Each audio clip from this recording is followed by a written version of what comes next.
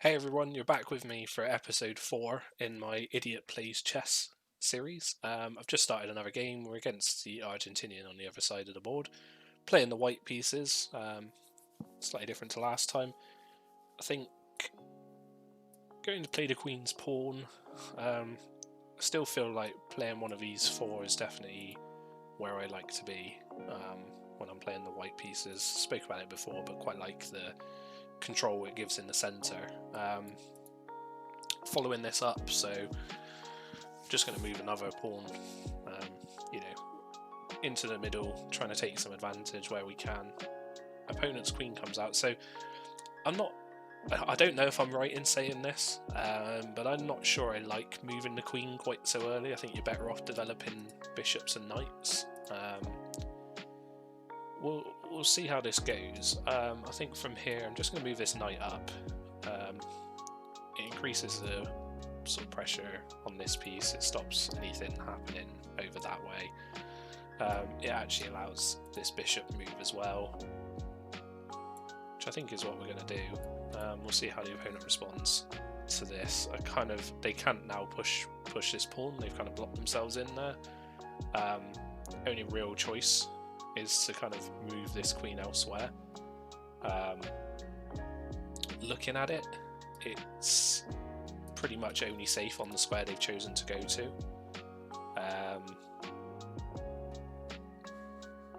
We'll see if there's anything we can do to sort of keep pushing that back. In terms of next moves, I kind of want to develop this knight up to here, quite like that. Another option we have is this bishop out onto one of these two diagonals. Alternatives would be continue to put some pressure here, so by doing this we can offer the defense on the bishop and then look at maybe moving our knight over. It's definitely an option. Which one I like the most, I'm not really sure. I think I quite like moving this pawn.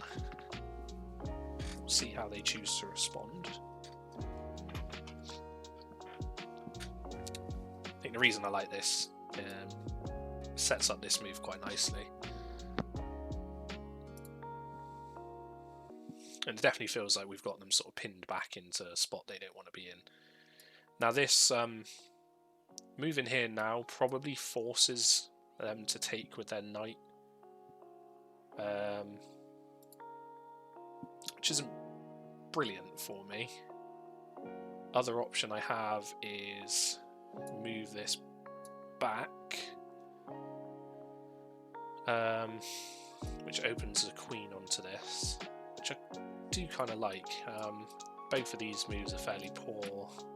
This poor. So it kind of forces them backwards really, which again, not probably what they want to be doing. I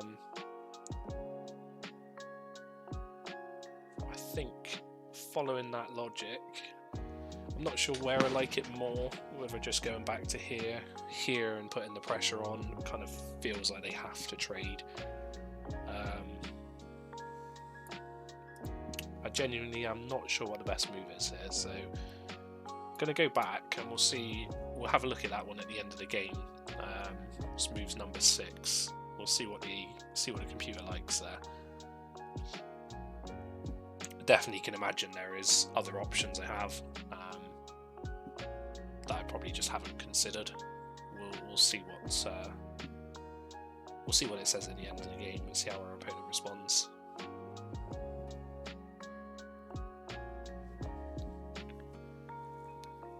Okay, so opponent's gone ahead and taken this pawn. Hadn't considered this as a move that was available to them, and this pawn actually was completely undefended, so it's definitely put me in a bit of an awkward spot. I've got a couple of choices. We can move the bishop. This pawn currently is undefended, so ideally we kind of want a move that both protects this and stops the check, which pretty much is the knight to here. So that is what we'll probably look at doing. definitely missed the fact that this pawn was undefended, and obviously had been for a couple of turns now. We'll have a look back at that at the end of the game. I would assume they would have been liked to be taking that, you know, as soon as possible, and definitely a way of punishing us. In terms of moves they now have available, this queen's not actually under any pressure, but moving this pawn forwards does give me a good option if they choose not to move one of these immediately. We'll see what they choose to do. If neither of these move, then this is definitely our next move. Okay, so opponent hasn't moved these. I think forking these two, you know, they have to lose one of them at this stage.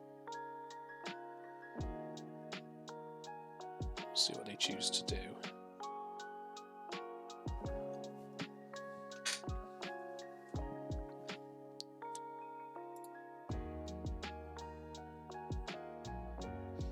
To understand the opponent's move doing this. This is an interesting one. We obviously have the choice of taking here. It would give up our queen, but then we would get the knight. So, you know, we'd end up with a queen and then knight basically in trade for our queen. I think that is, you know, it's obviously a trade that benefits me. Other option I have is just to take this knight, take it and be happy with the free piece. Obviously would allow something like this afterwards. I think just taking their queen seems better for me. I think we end up in a situation where we get a queen and a knight in exchange for our queen, and I think that you're always going to be happy with that kind of deal. So we'll see what they choose to do. I can't imagine there's any move available to them now other than this. Yeah, so we'll go ahead and take. I think the things I don't like at the moment, their pawn structure looks a lot better than ours. You know, we've got a lot of kind of undefended open pawns, particularly on our king side here. Definitely not going to be looking to kingside castle this game. Queen side is looking a lot safer, a lot stronger. Here, our opponent's pushed up their knight. It's interesting one. So where can this go from here? I mean, this obviously doesn't work for them. This doesn't work. This doesn't work. This doesn't work. So kind of the only place this can really go at the moment is backwards, particularly if I choose to push it. I'm not sure we actually need to. I think we might just look at developing our own knight instead. I'm not really sure what their plan is right now with this. Can't really go anywhere as things sit, so we'll just let it be. And obviously our knight has some pretty strong moves up this side at the moment. Opponent's threatening our bishop. I'm going to pull it back because I think pulling it back to here allows this knight move, which then opens up the pressure onto their knight and also threatens this move afterwards. So it kind of attacks on a couple of different angles. We'll see. Obviously there is some protection on their knight. We'll see how our opponent chooses to respond. But my next move is almost certain to be this, depending on how they react. Okay, so opponents responded with the pawn forward. I still like this move. We'll see what they choose to do. They're about a minute ahead on clock. A couple of moves in the middle of the game where we took a lot longer than probably want to be taken, but since that point been pretty good. Only taking a few seconds per move, so hopefully can start to get this clock situation under control. It's definitely one thing I'm really trying to improve on. Definitely think that it's something that's harder to do when talking. So opponent's gone ahead and defended this. They kind of had to do this. They didn't really have much choice. Now, what can we do in response? So we do have the choice of taking this. It is defended. Alternatives, so we could push this pawn or this pawn. Kind of like pushing this pawn. this really does force this backwards. Doesn't leave them many other choices. Reason being because if they leave it where it is, we just have the option of taking either way, and end up with a 2-for-1 piece trade again. Still slightly ahead at the moment, so would welcome a number of trades really. See what the opponent does choose to do though.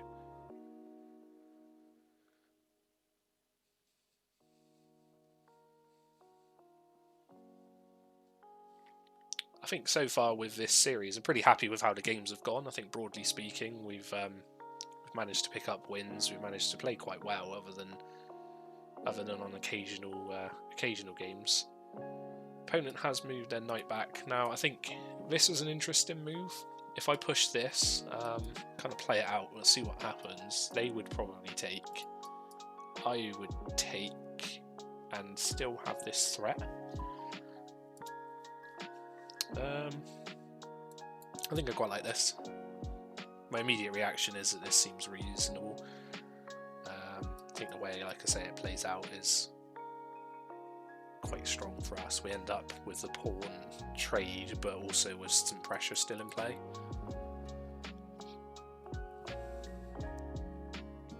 So this knight can't really go here. Here's fine, but not really doing anything. Backwards seems pretty poor. Over here is not really doing much. Down to here.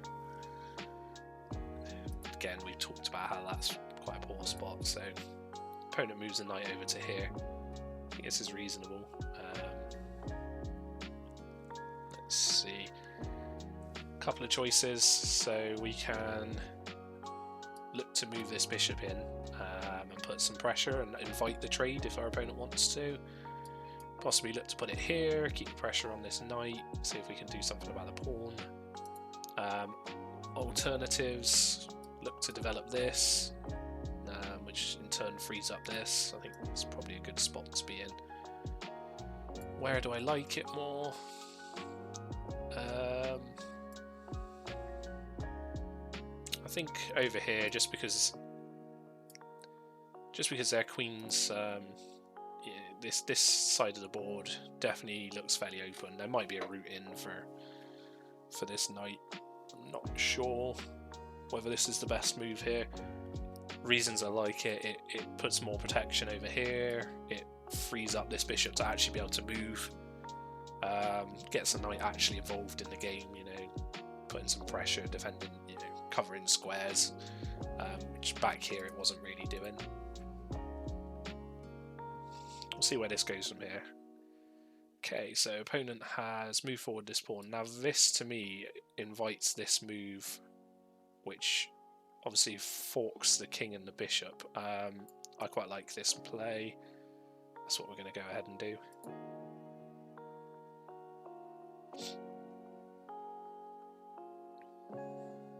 So this forces this to move here or here, really.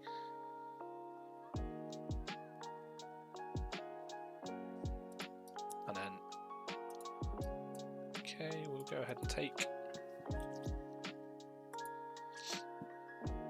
So this was an option the opponent had. I suppose it kind of works out the same for us. Ultimately, we've ended up with a knight being traded for a bishop. The other option was that that trade happened on this side instead. Not sure which way works out better for us, but it's ended up being that way round. Here, so we've got a couple of moves. I do kind of want to get these rooks involved in the game. There's definitely some moves available to them in the middle. Other options, possibly this move still looks reasonable. If they trade, then we're kind of fine with it.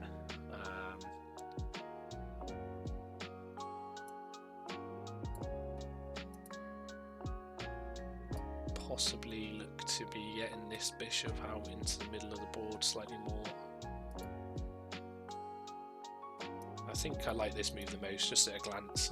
Trying to hurry up about taking the moves quicker. I'm more than happy if they take here, and if they don't, then we probably will. I have no real reason to. Okay, so opponent has pushed this pawn forward. Opens up, certainly opening up behind. Move this back and keep some pressure on.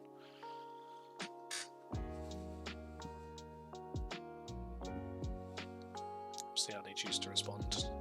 This game's definitely going to run down close to the end of the clocks here. I still feel like we're ahead and prefer my position to our opponents, but it's certainly easily winnable for our opponent here. So we need to make sure we keep up on the clock. Here, I like moving this forward. I really want to get these rooks involved. They're the only pieces not really doing anything. Taking control here looks really strong right now. This is currently undefended.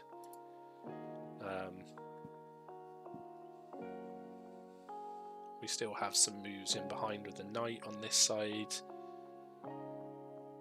This is defended. Okay, so opponents push their pawn. Here, what is our best play? So this is obviously something we need to do something about. Just looking whether we can threaten a piece instead of moving our bishop away here. Kind of feels like no, so I think we'll just move backwards. It's possible I should have just moved to here in the first place, anticipating this move. We'll see. I still very much like the rook to f1 move. The more pressure we can put down here, the better, especially when this pawn is so close to promotion. You know, and it might be a way of getting in, sort of guiding it in. If we can get a rook down and behind. See what our opponent chooses to do. We are now ahead on the clock, which is definitely a happy situation to be in. So opponents push this bishop.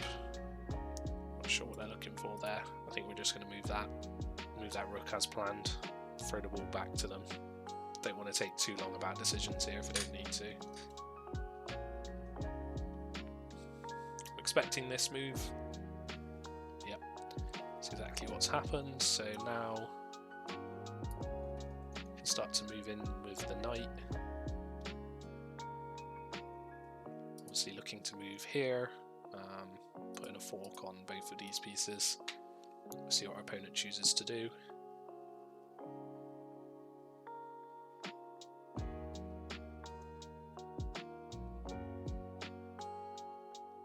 Right, this is quite an interesting spot for this knight. It's defended here, it's attacking this, attacking this, attacking this, and it's defended by our pawn, so some interesting bits that can happen with that one.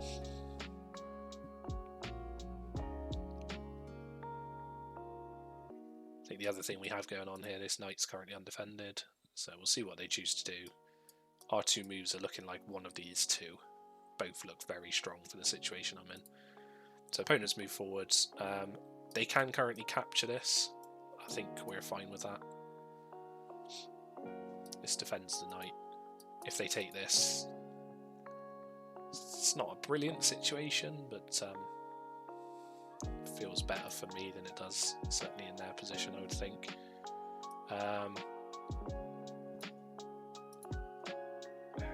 Kind of in an interesting situation here. We could just take this rook. This leaves the knight.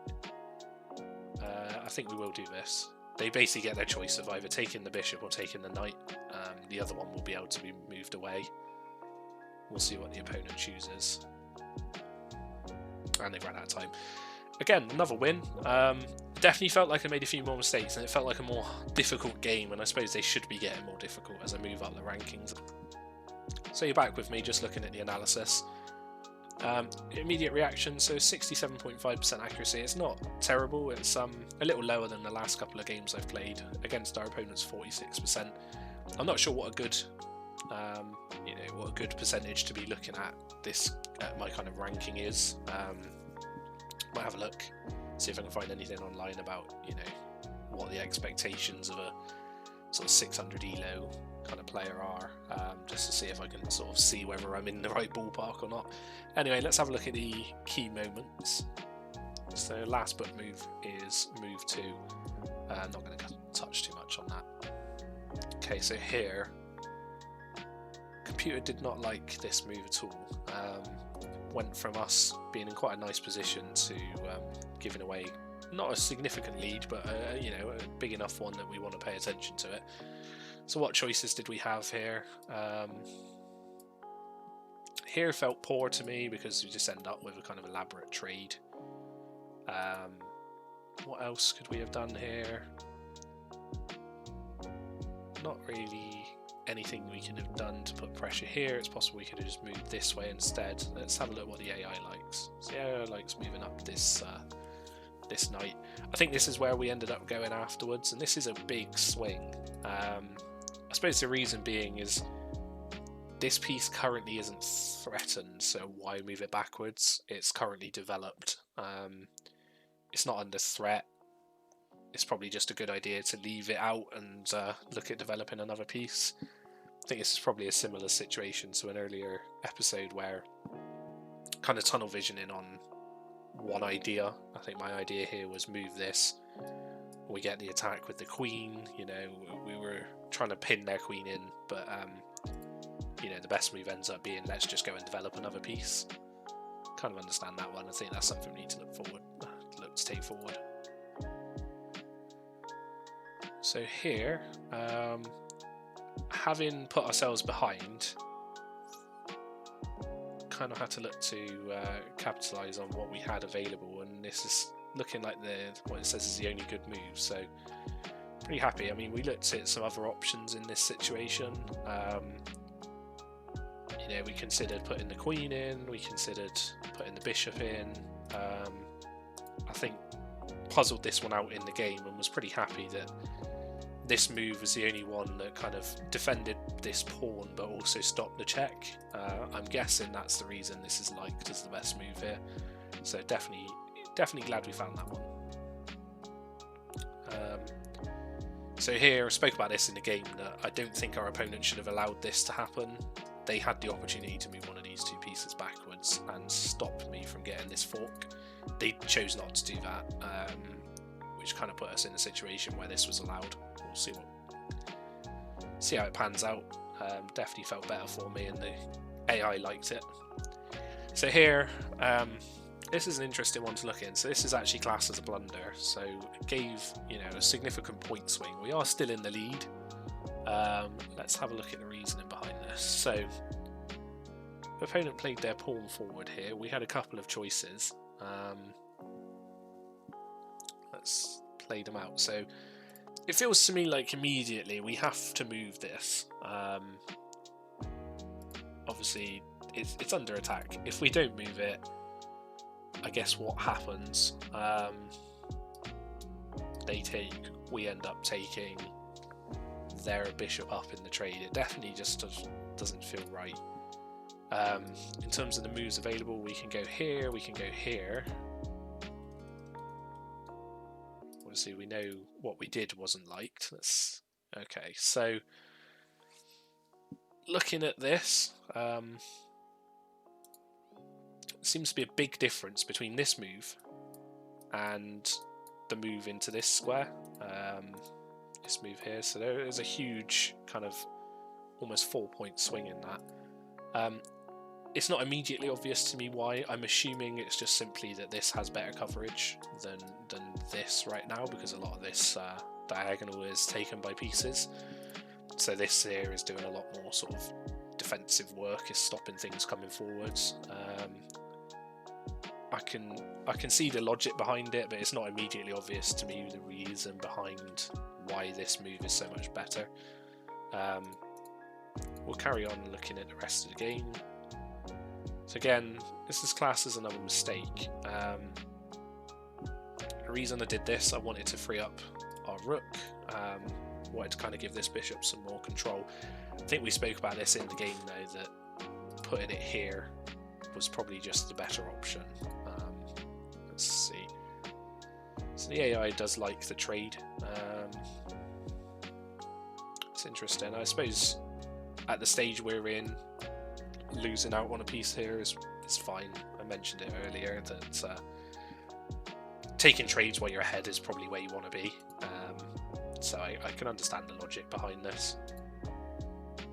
Let's have a look at the next key moment.